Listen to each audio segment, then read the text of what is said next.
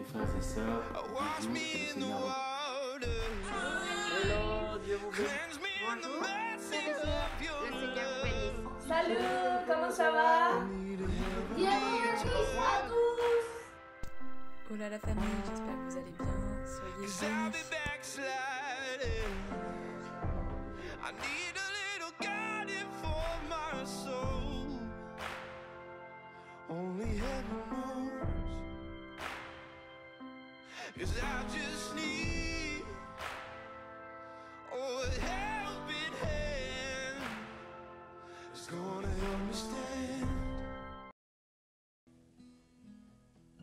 Je lève mes mains vers le ciel.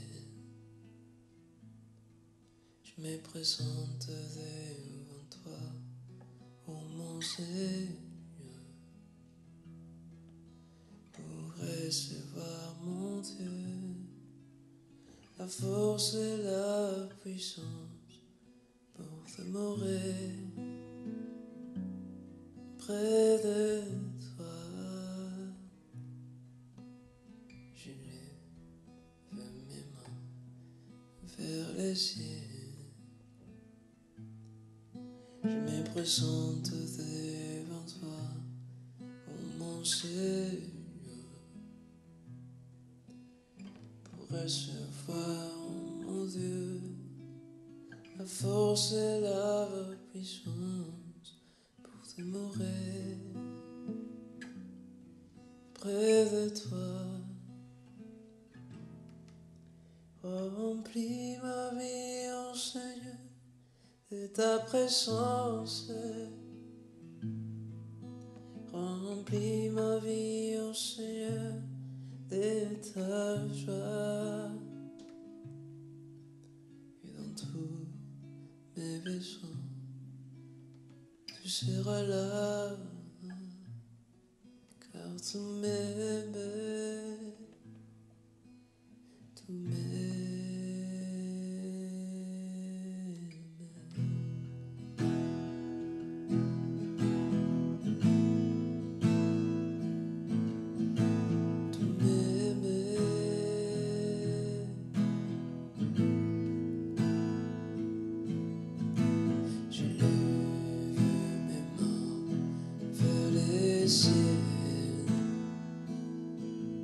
Je me présente devant toi, ô mon Seigneur,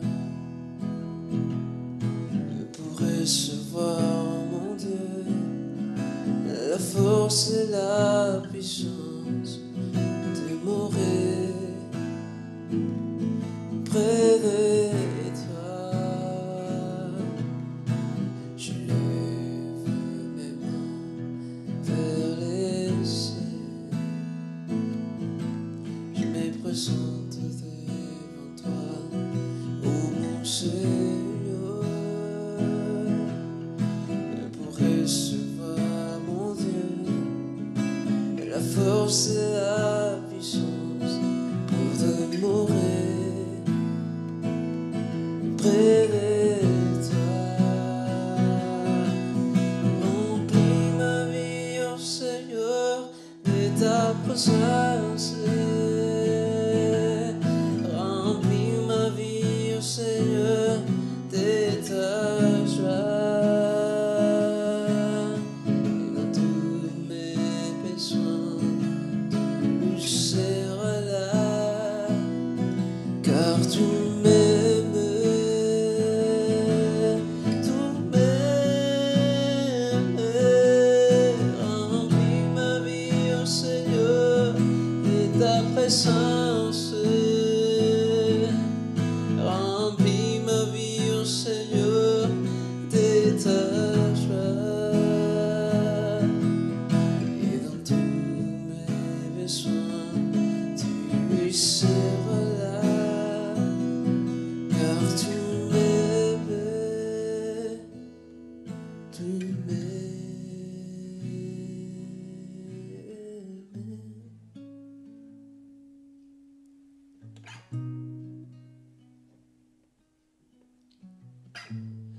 Sois exalté, sois exalté, Sois saleté au plus haut des yeux. Sois saleté, sois saleté, sois saleté au plus haut des yeux. Sois saleté, sois saleté. Sois saleté au plus haut des yeux. Pas d'autre nom, pas d'autre nom si bon, pas d'autre nom, pas d'autre nom si grand, pas d'autre nom, pas d'autre nom. Jésus, pas d'autre nom, pas d'autre nom si bon, pas d'autre nom, pas d'autre nom si grand, pas d'autre nom, Jésus. Oh, pas d'autre nom si bon, pas d'autre nom si grand, pas d'autre nom, Jésus. Sois saleté, oh sois saleté. Oh, sois saleté, oh, sois saleté, oh, plus haut des cieux, oh, sois saleté, sois saleté, sois saleté, oh, plus haut des cieux. Oh Seigneur, t'es saint. Et nous t'adorons ce matin. Que ta présence se manifeste au milieu de nous, peu importe où on est, Seigneur. Que ton nom soit exalté, que ton nom soit exalté au-dessous de toutes choses, au-dessous de toutes choses, pour te dire que je t'aime, pour te dire je t'adore, pour te dire que je t'aime, pour te dire que tout est tout pour moi. Je viens devant ton trône, Seigneur, pour te contempler et pour admirer ta beauté, ta sainteté. Je viens devant ton trône, Seigneur, pour te contempler et pour admirer ta beauté, ta sainteté. Pour te dire que je t'aime, pour te dire je t'adore, pour te dire que je t'aime, pour te dire que tu es tout pour moi, pour te dire que je t'aime, à toi, pour te dire je t'adore, pour toujours, Seigneur, pour te dire que je t'aime, pour te dire que tu es tout pour moi, pour te dire que tu es tout pour moi, pour te dire que tu es tout pour moi.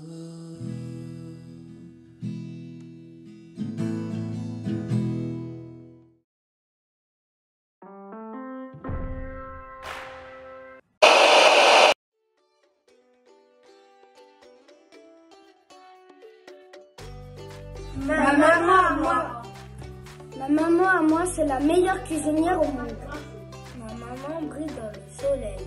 Ma maman à moi est la meilleure maman. Ma maman à moi est la plus gentille. Belle, attentionnée, mystérieuse, Joyeuse. courageuse, talentueuse. Bonne fête maman et bonne fête à toutes les mamans du monde. Coucou! Bonne fête de mère! Du coup, j'aimerais te souhaiter à toi, maman, une bonne fête des mères. Et à toutes les mamans, à toutes les grand-mères, à toutes les arrière-grand-mères, aux futures mamans, bonne fête des mères à toutes. Je souhaite joyeuse fête des mères et une bonne fête des mères à tous vos parents et à la mienne aussi. Chère maman, t'es la plus belle du monde et t'es la plus gentille. Bon, fête maman, t'es la meilleure. Bon, fallait pas dire ça. Mais bon, c'est vrai, t'es la meilleure. Ouais. Bonne fête maman. Merci maman pour m'aider pour plein de choses. Merci maman pour être un exemple de prière maman. Une bonne fête, maman, je t'aime beaucoup. Maman, je crois que dans ma bouche, c'est le mot le plus doux. Après le nom du Seigneur Jésus-Christ, tu es une maman qui a un large cœur et pour moi, tu es la plus belle merveille du monde. Je te souhaite une très belle journée et à toutes les mamans qui nous écoutent, les mamans de sang, les mamans de cœur, les mamans spirituelles aussi, je vous souhaite des bénédictions multipliées au nom du Seigneur Jésus-Christ. Passez une très belle journée. Bonne fête des mères à toutes les mamans. Aujourd'hui est un jour spécial. C'est le jour de la fête des mères. Et nous voulons honorer toutes les mamans de l'Église, toutes les futures mamans, mais aussi les grands-mères. Nous sommes vraiment heureux avec tous les enfants, avec tous les membres de l'Église, de vous souhaiter cette fête. Nous espérons que vous avez toute une bonne santé et nous prions, parce que c'est notre responsabilité, nous prions pour que Dieu vous garde, nous prions pour que vous puissiez avoir toute la sagesse, tout le discernement, toute la connaissance nécessaire pour garder, élever, éduquer votre famille et les enfants que Dieu vous a donnés. Mais aujourd'hui, c'est nous, les enfants, qui exprimons une reconnaissance infinie envers toutes ces mamans qui ont pris soin de nous, qui se sont occupés de nous, qui ont dépensé beaucoup d'énergie pour élever leurs enfants, les éduquer dans les voies du Seigneur. Aussi, nous vous disons avec toute l'Église, tous les frères et tous les enfants, nous vous disons aujourd'hui, bonne fête des mères et que Dieu vous bénisse abondamment.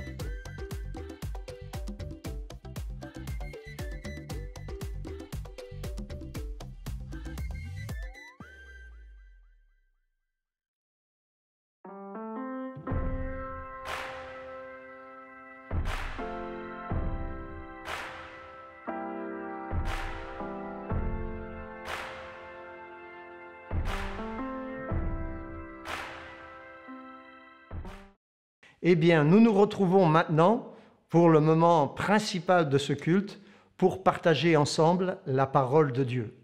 Et comme vous vous en doutez bien, eh bien, nous allons donner un message qui sera tout spécialement adressé aux mamans, aux futures mamans aussi, et également aux grands-mères, mais aussi à toute l'Église, à tous les frères et sœurs en Jésus-Christ. Alors soyez attentifs, parce que Dieu veut encore nous instruire ce matin. Dieu veut encore nous donner sa parole, il veut encore nous fortifier dans la foi, il veut exhorter nos mamans et à travers les mamans, il veut exhorter toutes les familles de l'Église. Parce que la famille, c'est quelque chose de très important qui a été institué, qui a été établi par Dieu dès le Jardin d'Éden. Et l'Église est constituée de familles. Alors sans plus tarder, je vous invite à ouvrir la parole de Dieu. Et nous allons ouvrir ce matin dans le livre d'Exode, qui est un livre de l'Ancien Testament. Donc si vous avez la parole de Dieu, eh bien, ouvrez-la avec moi et nous allons lire ces quelques versets dans le 2e chapitre du livre d'Exode, du verset 1 au verset 10. Et la parole de Dieu nous dit ici, « Un homme de la maison de Lévi avait pris pour femme une fille de Lévi. Cette femme devint enceinte et enfanta un fils. Elle vit qu'il était beau et elle le cacha pendant 3 mois. Ne pouvant plus le cacher, elle prit une caisse de jonc qu'elle enduisit de bitume et de poix. Elle y mit l'enfant et le déposa parmi les roseaux sur le bord du fleuve. La sœur de l'enfant se tint à quelque distance pour savoir ce qui lui arriverait. La fille de Pharaon descendit au fleuve pour se baigner, et ses compagnes se promenèrent le long du fleuve. Elle aperçut la caisse au milieu des roseaux, et elle envoya sa servante pour la prendre. Elle l'ouvrit et vit l'enfant. C'était un petit garçon qui pleurait. Elle en eut pitié, et elle dit, « C'est un enfant des Hébreux. » Alors la sœur de l'enfant dit à la fille de Pharaon, « Veux-tu que j'aille te chercher une nourrice parmi les femmes des Hébreux pour allaiter cet enfant ?»« Va, lui répondit la fille de Pharaon. Et la jeune fille alla chercher la mère de l'enfant. La fille de Pharaon lui dit, « Emporte cet enfant et allaite-le-moi, je te donnerai ton salaire. » La femme prit l'enfant et l'allaita. Quand il eut grandi, elle l'amena à la fille de Pharaon, et il fut pour elle comme un fils. Elle lui donna le nom de Moïse, car, dit-elle, je l'ai retiré des eaux. Et je voudrais, par la grâce de Dieu ce matin, vous parler des 2 mamans de Moïse, puisqu'il s'agit de Moïse dont on vient de parler. Les 2 mamans de Moïse. Nous allons prier et nous allons demander la bénédiction du Seigneur sur la proclamation de sa parole. Seigneur Jésus, en cet instant, nous te remercions et nous te rendons grâce de ce que tu nous donnes encore cette possibilité de partager ta parole, Seigneur, avec tous les bien-aimés, avec tous les frères et sœurs, avec tous ceux qui nous écoutent, tous les amis qui sont présents ce matin. Seigneur, en cette journée spéciale qui est la journée de la fête des mères, je te prie d'étendre ta main et d'accorder une bénédiction à chaque maman, à chaque future maman, à chaque grand-mère qui se trouve à l'écoute ce matin, que tu puisses, Seigneur, la bénir abondamment, que tu puisses les fortifier dans la foi, que tu puisses leur donner toute la grâce, toute la provision de grâce et de bonté que toi seul tu peux accorder à ces mamans. Et je te prie également, Seigneur, pour toutes les familles de l'Église, afin, Seigneur, qu'elles soient soudées, qu'elles soient unies, qu'elles soient fortes dans la connaissance de la parole de Dieu et dans la grâce que tu leur accordes. Nous t'en prions en cet instant et nous te remettons ces moments dans le nom de Jésus-Christ. Amen. Gloire au Seigneur. Et nous allons donc ce matin parler des 2 mamans de Moïse, parce qu'il y avait une maman qui était la maman naturelle, et puis il y a eu la maman adoptive aussi. Et nous allons voir quelques caractéristiques au sujet de ces 2 mamans. Ces 2 mamans ont été des bonnes mères. Elles ont des bonnes caractéristiques. Une avait la sagesse divine, l'autre avait une certaine sagesse qu'on pourrait qualifier comme la sagesse de ce monde. Non pas que ce monde n'a pas de sagesse, mais il est vrai qu'à la fin, c'est toujours la sagesse divine qui va l'emporter. Eh bien, nous allons regarder cela en commençant dans Exode au chapitre 1. On va relire un petit peu le premier verset et on va voir la première caractéristique de la maman de Moïse, qui s'appelait d'ailleurs Jochebed. Le papa de Moïse s'appelait Amram. Alors il faut savoir que Jochebed veut dire en hébreu Yahvé est glorieux et Amram veut dire ami du grand Dieu. On dirait déjà que c'était prophétique au sujet de Moïse, parce que Moïse va voir la gloire de Dieu et Moïse a été un ami du grand Dieu.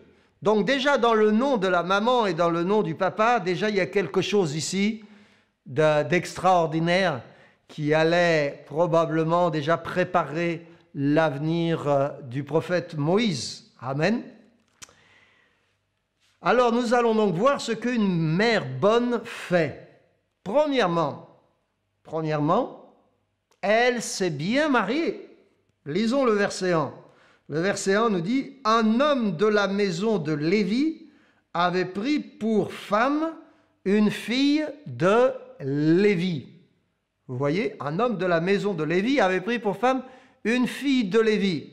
Ça veut dire qu'ils se sont mariés entre eux. Le mot Lévi dans la Bible veut dire accompagner ou relier ou uni. Donc ils étaient unis, ils étaient reliés, ils étaient bien accompagnés.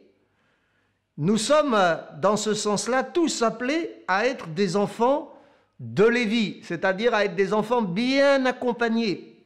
Et le meilleur moyen pour un chrétien d'être bien accompagné, eh bien c'est d'épouser une chrétienne, comme le dit Paul dans le 2e épître aux Corinthiens et au chapitre 6, lorsqu'il fait cette recommandation, il dit « Ne vous mettez pas avec les infidèles sous un joug étranger, car quel rapport y a-t-il entre le Dieu vivant et entre les idoles ?» Donc, ce mariage, c'était un beau mariage, on peut dire, entre deux enfants de Dieu, un père, une mère qui s'aimaient, qui s'appréciaient, qui aimaient le Seigneur surtout, qui marchaient avec Dieu et qui ont un jour décidé de donner la vie à un enfant. Ça, c'est la deuxième chose. Jochebed, la mère de Moïse, a choisi de donner la vie. Il est dit ici, cette femme devint enceinte et enfanta un fils. Amen. Elle a choisi de devenir une mère, parce que c'est en donnant la vie qu'on devient une mère. Ça, c'est un choix extraordinaire. Et je sais que parmi nous, il y a beaucoup de mères qui ont donné la vie, qui ont des enfants. Et cette maman-là, je crois qu'elle voyait plus loin que cela. Parce qu'elle connaissait la promesse que Dieu avait faite à Abraham. On pourrait dire, c'était un petit peu comme Marie dans le Nouveau Testament. Vous savez que toutes les vierges de la Bible, de l'Ancien Testament, jusqu'à Marie, attendaient un jour de pouvoir avoir cet honneur, cette gloire, ce privilège de donner la naissance au Messie. Eh bien, très probablement, la maman de Moïse connaissait très bien la parole de Dieu et elle connaissait surtout les promesses que Dieu avait données à son ancêtre Abraham. Parce que Dieu avait promis à Abraham que le peuple serait en esclavage pendant 400 ans dans un pays étranger, mais qu'après ces 400 ans, Dieu le ramènerait dans le pays de la promesse. Aussi certainement s'est-elle dit à un moment donné ou un autre que peut-être cet enfant pourrait être l'enfant qui serait utilisé pour accomplir la promesse de Dieu. C'est bon d'avoir ce genre de pensée, ce genre de sentiment, de penser lorsqu'on donne naissance à un enfant que cet enfant qui vient dans le monde pourra un jour ou l'autre être utilisé pour la gloire de Dieu et pour la gloire du peuple de Dieu. Je crois que toute maman chrétienne et tout père chrétien qui attendent un enfant auront toujours ce désir que cet enfant puisse être à la gloire de Dieu avant d'être à la gloire de ce monde dans lequel nous vivons. C'est beaucoup plus important. C'est pour ça qu'il nous est dit juste ensuite, à la fin du verset 2, « Elle enfanta un fils et elle vit qu'il était beau. » Et elle vit qu'il était beau. Alors vous savez très bien que tous les enfants qui naissent sont beaux. Tous les bébés qui naissent sont beaux. Mais elle a vu une beauté différente dans son enfant. Et ça, on le sait lorsqu'on se rapporte au Nouveau Testament. D'abord, on voit que c'était par la foi. Si on va dans Hébreux au chapitre 11 et au verset 23, nous allons lire ce passage ensemble. Hébreux 11, verset 23, c'est le fameux chapitre des héros de la foi. Il nous est dit ici,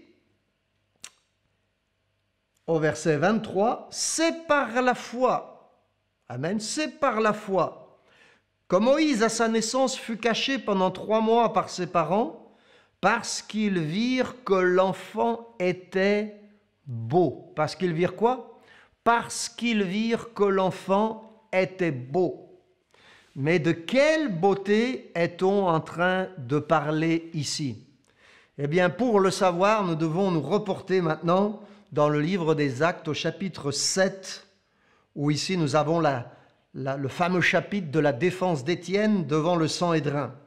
Et au verset 20, Étienne dit aux membres du Sanhédrin, « À cette époque naquit Moïse, qui était beau aux yeux de Dieu. » Qui était beau, comment? Aux yeux de Dieu.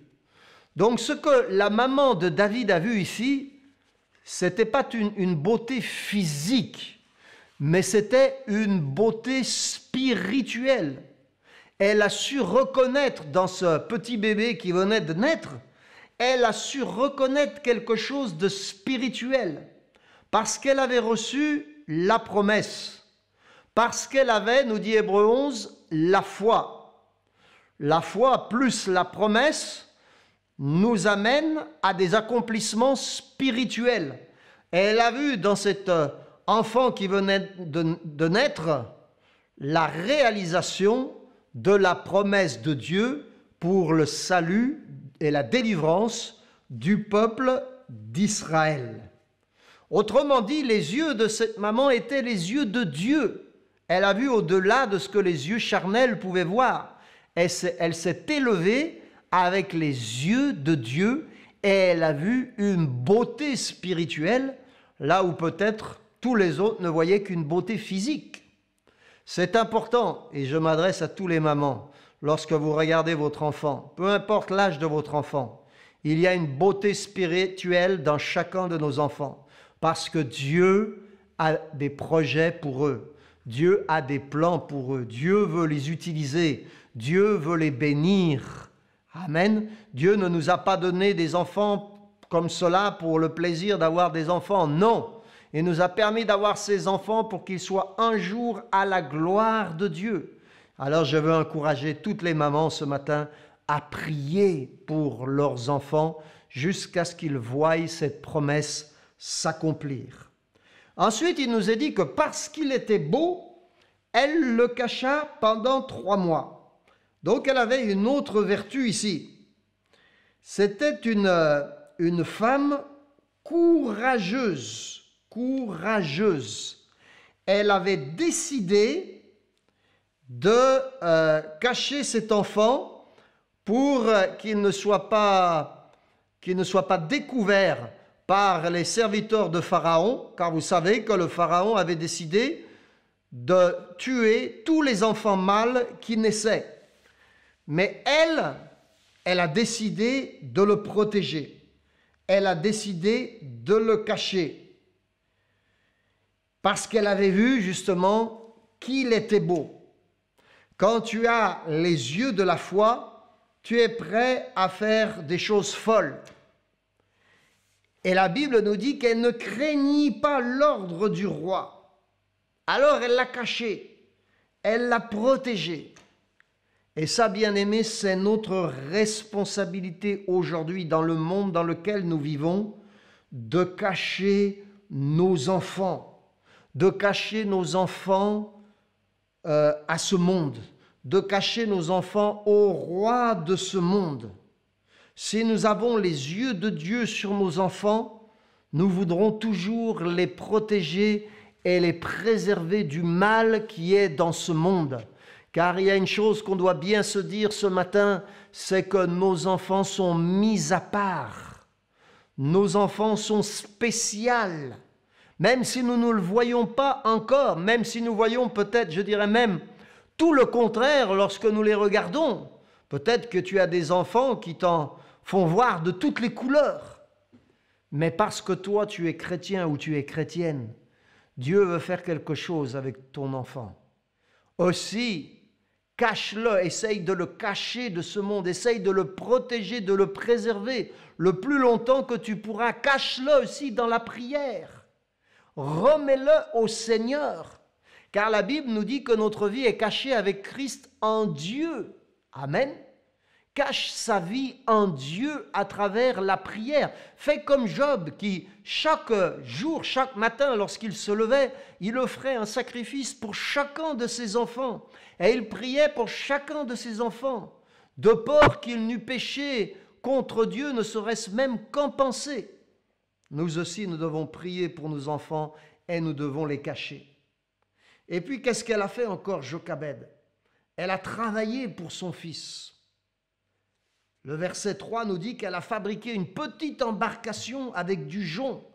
Elle a colmaté les brèches avec du bétume et du goudron ou de la poix. Vous voyez, elle s'est dit, je ne peux plus protéger mon fils maintenant parce qu'il commence à prendre de l'âge et à se faire remarquer. Peut-être qu'il pleurait, peut-être qu'il poussait des cris et un jour ou l'autre, l'enfant aurait été remarqué. Aussi, à travers la prière, elle a reçu une stratégie de Dieu et elle s'est mise en action, elle s'est mise au travail. Est-ce que vous croyez ce matin que être maman, ce n'est pas un travail? Oui, c'est un travail. Et plus qu'un travail, c'est une vocation. Être maman aujourd'hui, c'est une vocation. Être une mère au foyer, c'est un travail, même si on ne s'en rend pas compte. Aussi, elle a travaillé pour la protection, la préservation de ce petit enfant et elle lui a construit une petite embarcation pour sa préservation.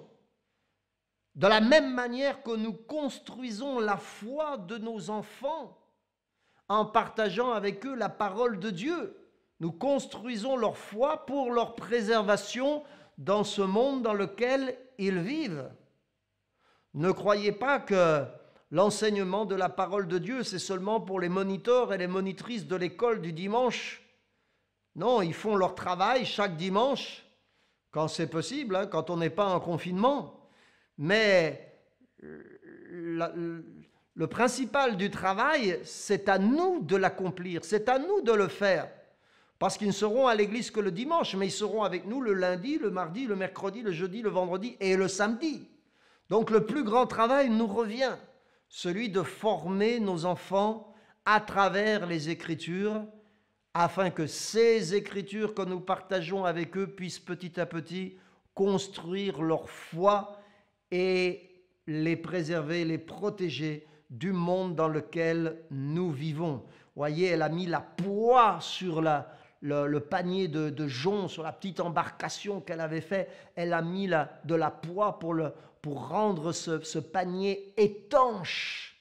Nous devons appliquer le sang de Jésus-Christ sur nos enfants afin qu'ils soient gardés, purifiés de toutes les souillures du monde dans lequel nous vivons. Et puis elle était une femme d'action. Et le verset 3 nous dit qu'elle a mis l'enfant dans le coffre et elle a déposé au bord du fleuve avec la foi.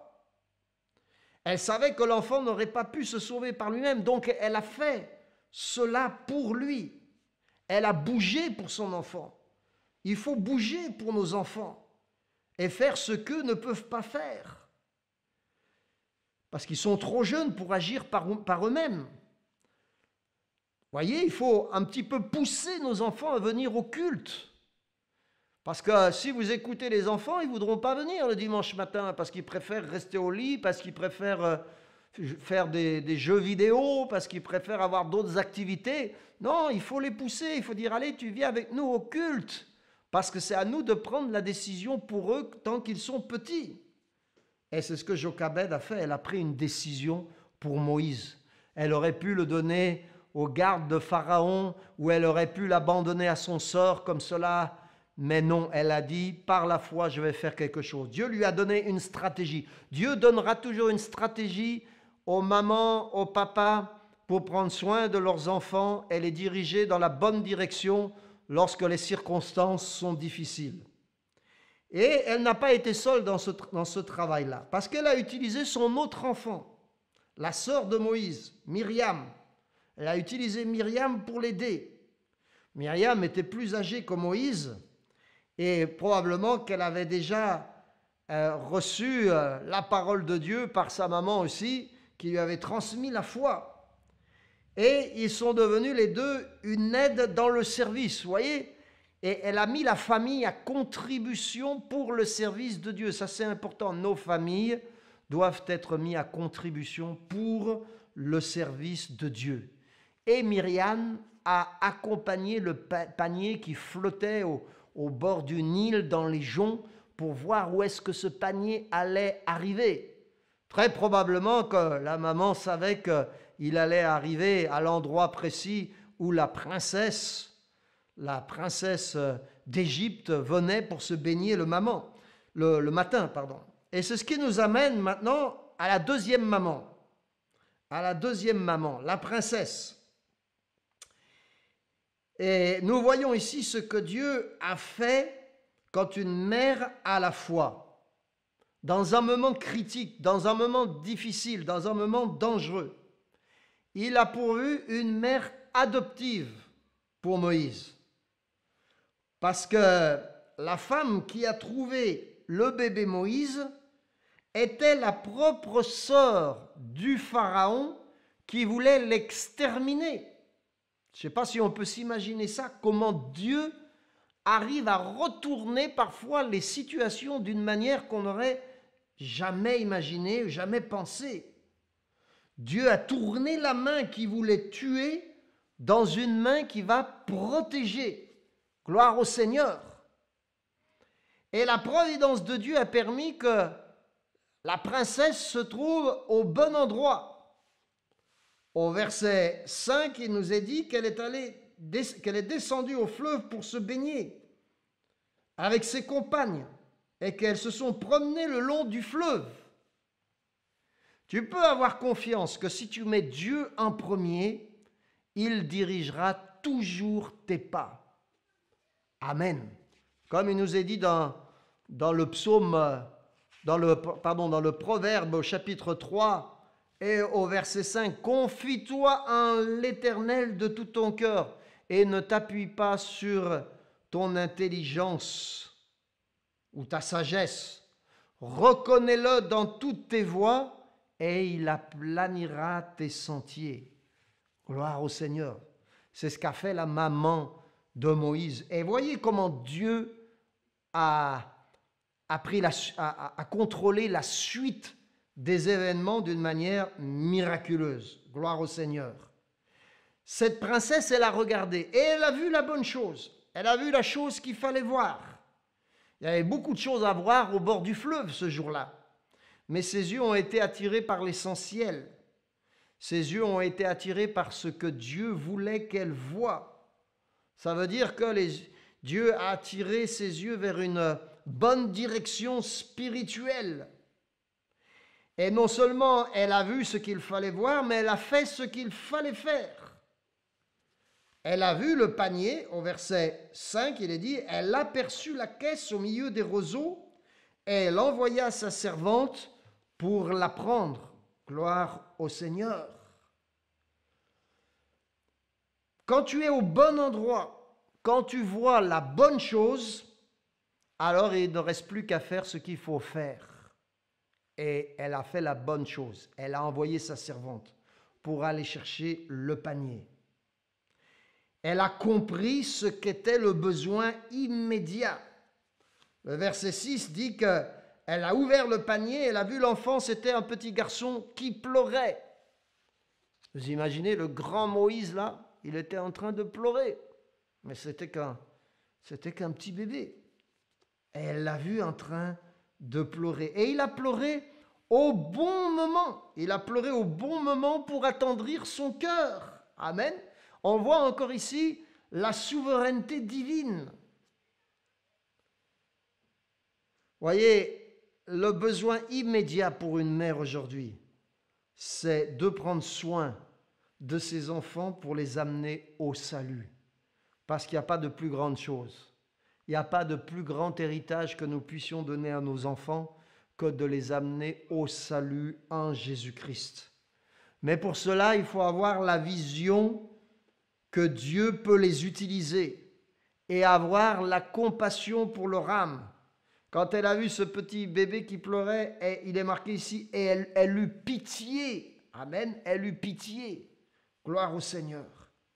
Et elle a choisi la bonne chose à faire. Les versets 7 et 8 nous disent ici que elle alla. Alors la sœur de l'enfant dit à la fille de Pharaon, veux-tu que j'aille te chercher une nourrice parmi les femmes des Hébreux pour allaiter cet enfant? Va, lui répondit la fille de Pharaon. Et la jeune fille alla chercher la mère de l'enfant. Gloire au Seigneur. La bonne chose à faire.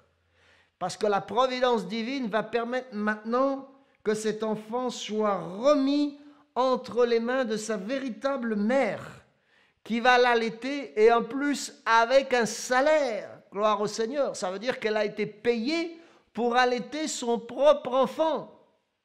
Est-ce que ce n'est pas merveilleux?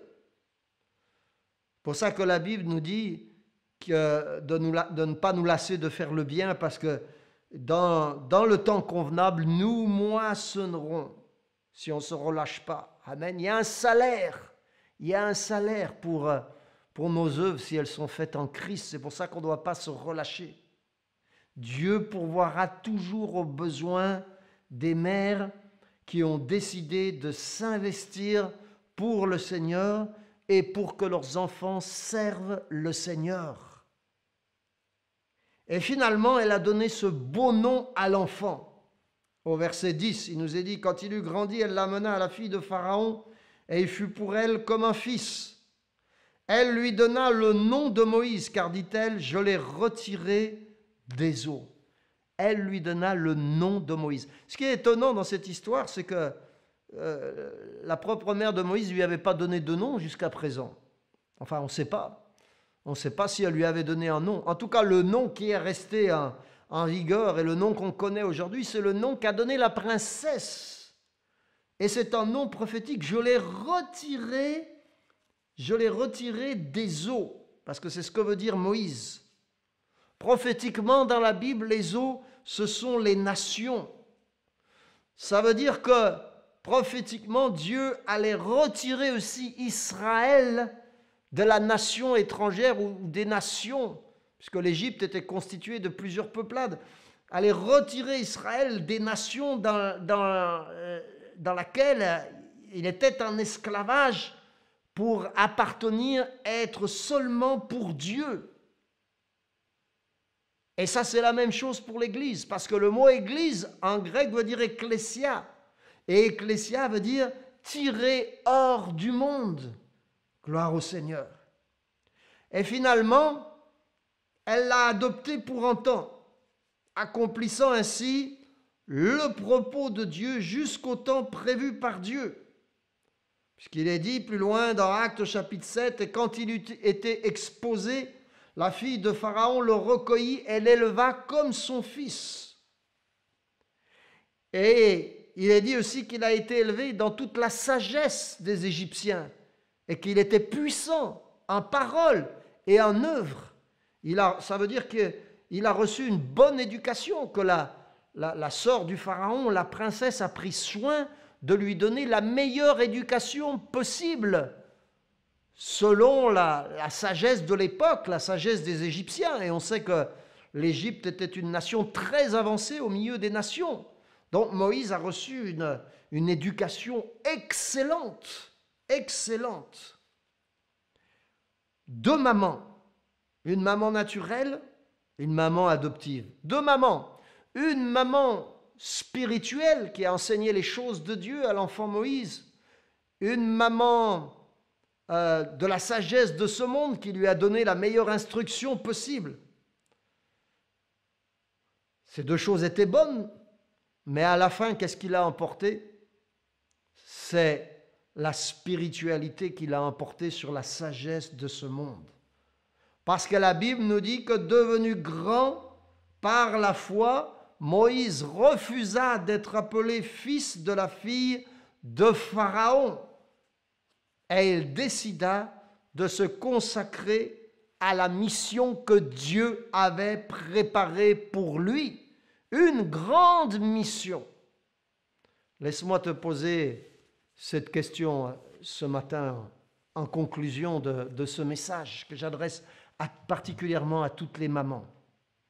Est-ce que tu crois au fond de ton cœur que Dieu a de grands projets, que Dieu a une grande mission pour ton enfant, pour ton fils, pour ta fille, pour tes enfants, que Dieu a quelque chose de spécial, que tes enfants sont précieux aux yeux de Dieu et que Dieu les a remis entre tes mains pour que tu leur donnes la meilleure éducation spirituelle possible, afin que lorsqu'ils deviendront grands, ils puissent aussi, comme Moïse, se mettre entre les mains de Dieu et laisser Dieu agir et décider pour eux, qu'ils puissent se consacrer réellement pour le Seigneur. Dieu va utiliser des mères pour exprimer son amour aux enfants. Et Dieu utilise encore des mères pour pourvoir et prendre soin de nos enfants. Et Dieu utilise encore des mères pour éduquer nos jeunes dans les voies du Seigneur. La mère de Moïse lui a donné un héritage divin. Et la sœur du roi, la princesse, lui a donné une éducation royale. Mais Moïse a été ce qu'il devait être, parce que le côté spirituel l'a emporté sur le côté de la sagesse de son. Gloire au Seigneur. Tout cela pour dire, ce matin, que nous voulons honorer toutes ces mamans, que nous voulons prier pour elles, mais pas seulement pour elles, nous voulons prier aussi pour les papas. Nous voulons prier et prendre ce moment maintenant que nous terminons ce message de la parole de Dieu pour prier pour toutes les familles. Une famille, c'est quelque chose de précieux. Et nous voulons prier pour tous les enfants. Et je voudrais dire à tous les enfants peut-être qui nous écoutent ce matin, Dieu vous a donné une mère et un père. Et cette mère, elle est précieuse. Elle s'est occupée de vous depuis elle vous a donné déjà la vie, elle vous a donné la naissance. Elle s'est occupée de vous depuis votre plus tendre enfance. Et nous devons honorer ces mères-là pour tout ce qu'elles ont fait. Nous n'avons peut-être pas eu des mères parfaites, mais sommes-nous nous-mêmes parfaits? Non, elles ne sont pas parfaites, mais elles ont fait de leur mieux dans des circonstances parfois très difficiles. Elles ont fait de leur mieux pour nous donner une éducation, pour nous enseigner et pour partager avec nous la parole de Dieu puisqu'elles sont chrétiennes. Gloire au Seigneur. Nous sommes les administrateurs de nos enfants pour un temps, parce que nous ne serons pas les administrateurs de nos enfants pour toute leur vie. Non, nous sommes leurs administrateurs pour le temps de leur jeunesse. Et ensuite, nous allons faire comme Anne, la maman de Samuel. Nous allons les remettre entre les mains de notre Dieu afin qu'ils servent le Seigneur. Alors vraiment, être maman, c'est une tâche très difficile. C'est pas facile.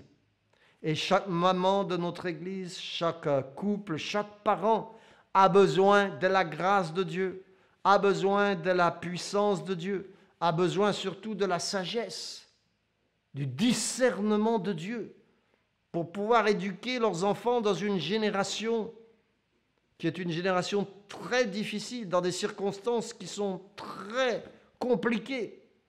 Que Dieu puisse donner à chacune des mères de notre Église toute cette sagesse, ce discernement et cette connaissance de la parole de Dieu avec l'onction de l'Esprit pour prendre soin de leurs enfants.